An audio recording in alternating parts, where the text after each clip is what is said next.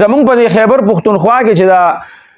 خلک وایي کنه چې دا کوم مولانا خانزیب صاحب چې شتمنه پښتونخوا هغه کتاب لیکلی دی په هغې کې باقاعده د هغه رور وی کنه د هغه رور هغه سره د خپل لایبرري ده داسې لکه دا لایبرري چې ده په هغې کې باقاعده یو ځای جوړ کړی دی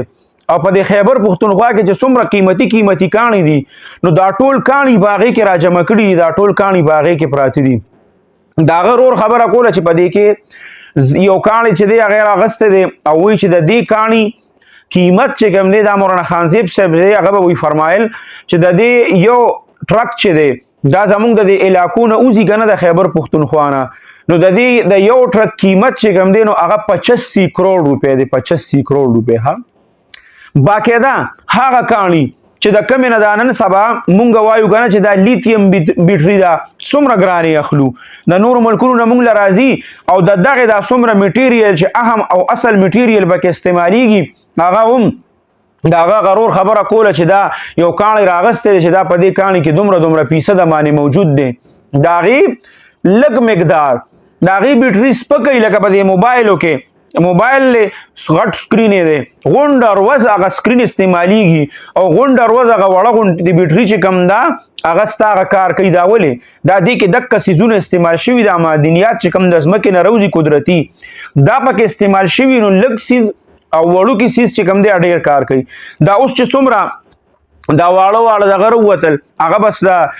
په چارجر باندې هم چارج کېږي په دې څیزونو باندې چارج کېږي او هغه به بیا ستا د ټول کور لوډ چې کوم دی هغه به چلی جاپان هم جوړ کړي دي چاینا هم جوړ کړي دي لږ ګران دي ځکه چې په دې کې دقه ټکنالوژي استعمال شوې ده دا څومره معدنیات چې دي هغه باقاعده په دې کې د ګیس د ذخایرو ذکر یې کړی دی چې زموږ په خیبر پښتونخوا کې دومره کیپی کې دا ذخایر د دې ګیس موجود دي دومره د تیلو موجود دي دومره دا کاڼي موجود دي دومره دا قسمه دا کاڼو باقاعده یو ځای په خپل لایبرري کې جوړ کړی دی چې دا دومره زمونږ په خیبر پښتونخوا کې معدنیات موجود دي نو دا چې کوم سړی وایي چې زه د خپل خیبر پښتونخوا د معدنیاتو نه خبر شم که نه او د معدنیاتو ما ته پته ولګي زمونږ خیبر پښتونخوا څومره مالامال ده او د دې څومره چې کم دی نو دا زمونږ خلک لوټ کېږي او زمونږ د خیبر پښتونخوا کې دا امن ولې نه راځي نو تاسو ته به دا خبره واضحه شي چې تاسو د مولانا خانزیب صاحب شهید رحمت الله علیه هغه کتاب وګورئ شتمنه پښتونخوا هغې کې چې باقاعده هغه کوم د څه په باره کې لیکل کړي دي نو باقاعده هغه رورې هغه سرټیفیکیټونه ښودي دي چې هغه ډپارټمنټ ته تللی دی که د یو کاڼي په باره کې پکې هغه خبره کړې ده نو لومبې تللی دی او د هغې په باره کې هغه مکمل ریسرچ کړی دی او مکمل ریسرچ نه بعد چې کوم دی بیا هغه خبره چې ده هغې رامیدان ته کړه او بیا یې په هغه خپل کتاب کې لیکلې ده بغیر ریسرچه چې دی نو هغه خبره نه ده کړې نو د دې د وجې نه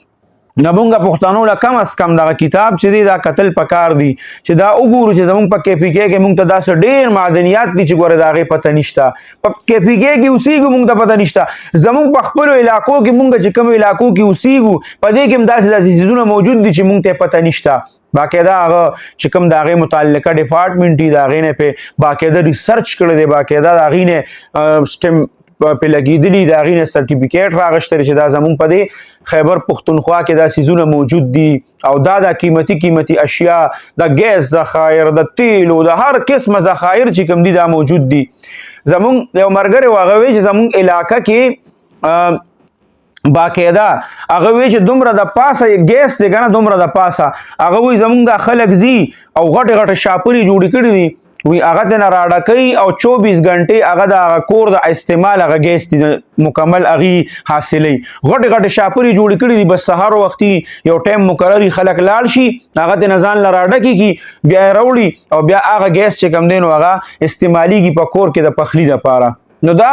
د ځمکې د پاسه دا معدنیات زمونږ په خیبر پښتونخوا کې موجود دي خو مونږ او تاسو ته پته نشته